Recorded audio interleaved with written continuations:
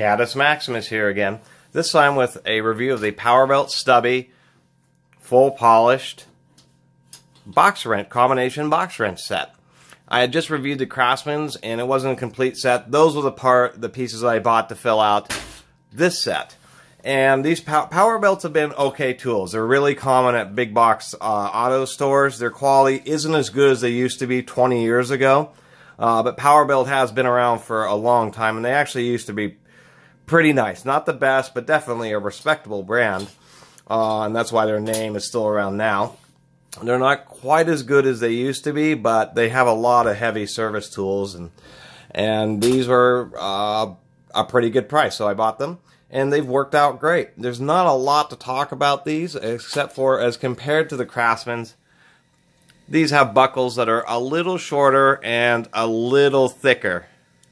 And so there's been a couple times where these have fit where the Craftsman's did not.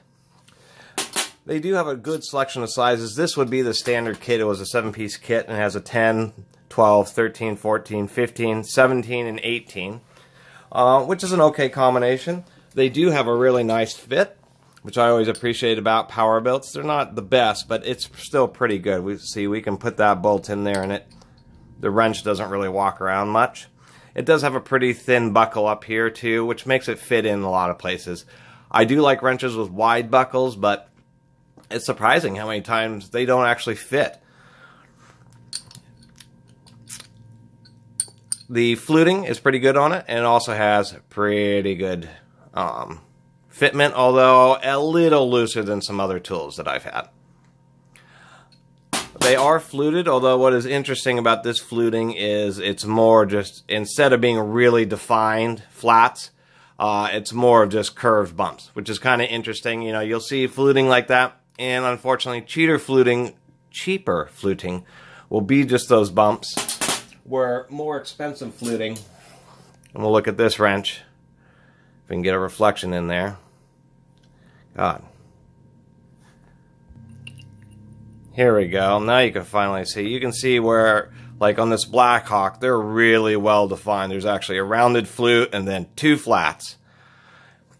So that would be the only real negative I would say about them, is they are a little cheaper. They're not Harbor Freight cheap by any means, but they're not, you know, Snap-ons either. Generally speaking, I would recommend them. You know, when it comes to Stubby box wrenches, there's not a ton to say about them, although I recommend people have them in their collection because it's surprising the amount of times when you have to put together some funky ratchet setup where it's just faster and easier just to grab a Stubby and just to do it by hand. You'll end up getting done faster than digging up the right ratchet to actually do the job. Kind of like drilling a single hole with an old hand crank drill. They're ridiculous, but if you got to drill just one hole through wood, I guarantee you'll be faster picking up the hand crank drill, putting in a bit and running the hole than finding your cordless drill, opening the chuck, chucking up the bit, closing the chuck, and then finally drilling the hole. Anyway, thanks for watching. Please subscribe. Catus Maximus out.